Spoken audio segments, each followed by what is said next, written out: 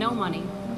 I had no heat, no air. I had a mattress on the floor, and the apartment was infested with fleas. When life gets you down, you know what you gotta do? My girlfriend at the time was killed in a car accident. Just keep swimming, just keep swimming, just keep swimming, swimming. I lost my career. The show was canceled after 6 years. I was getting letters from kids that almost committed suicide but didn't because of what I did. Just keep swimming, swimming, swimming.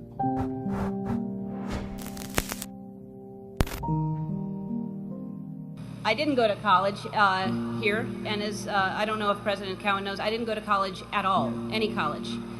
When I finished school, I was completely lost. I had no ambition. I didn't know what I wanted to do. I did everything from I shucked oysters, I was a hostess, I was a bartender, I was a waitress, I painted houses, I sold vacuum cleaners. I had no idea.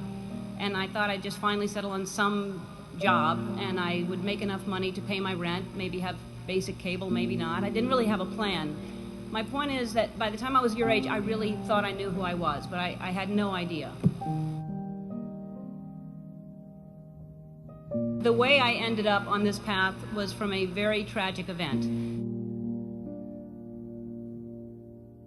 I was maybe 19, and my girlfriend at the time was killed in a car accident.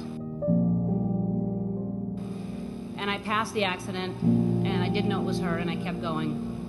And I found out shortly after that it was her. And I was living in a basement apartment. I had no money. I had no heat, no air. I had a mattress on the floor, and the apartment was infested with fleas. And I was soul searching. I was like, why is she suddenly gone and there are fleas here? I don't understand. There must be a purpose, and wouldn't it be so convenient if we could just pick up the phone and call God and ask these questions? And I started writing, and what poured out of me was an imaginary conversation with God, which was one-sided. And I finished writing it, and I looked at it and I said to myself, and I hadn't even been doing stand-up ever. There was no club in town. I said, I'm going to do this on The Tonight Show with Johnny Carson, and I'm going to be the first woman in the history of the show to be called over to sit down.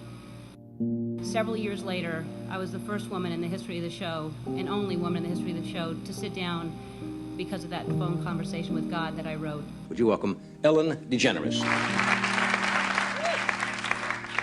Thank you. I started this path of stand-up. It was successful and it was great, but it was hard because I was trying to please everybody, and I had this secret that I was keeping, that I was gay, and I thought if people found out, they wouldn't like me, they wouldn't laugh at me. Then my career turned into, I got my own sitcom, and that was very successful, another level of success, and I thought, what if they find out I'm gay, then they'll never watch. And I finally decided that I was living with so much shame and so much fear that I just couldn't live that way anymore. And I decided to come out and make it creative, and my character would come out at the same time. And it wasn't to make a political statement. It wasn't to do anything other than to free myself up from this heaviness that I was carrying around. And I just wanted to be honest. And I thought, what's the worst that can happen? I can lose my career. I did. Susan, I'm gay. I lost my career. The show was canceled after 6 years without even telling me. I read it in the paper. The phone didn't ring for 3 years. I had no offers. Nobody wanted to touch me at all. And yet I was getting letters from kids that almost committed suicide but didn't because of what I did.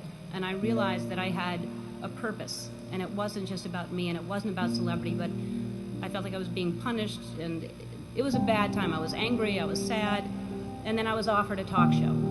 And the people that offered me the talk show tried to sell it, and most stations didn't want to pick it up. Most people didn't want to buy it because they thought nobody would watch me. And really, when I look back on it, I wouldn't change a thing. I mean, it was so important for me to lose everything because I found out what the most important thing is to be true to yourself. ultimately, that's what's gotten me to this place. I don't live in fear. I'm free. I have no secrets, and I know I'll always be okay because no matter what, I know who I am. So, in conclusion, when I was younger, I thought success was something different. I thought, when I grow up, I want to be famous. I want to be a star. But my idea of success is different today, and as you grow, you'll realize definition of success changes. For me, the most important thing in your life is to live your life with integrity and not to give in to peer pressure to try to be something that you're not.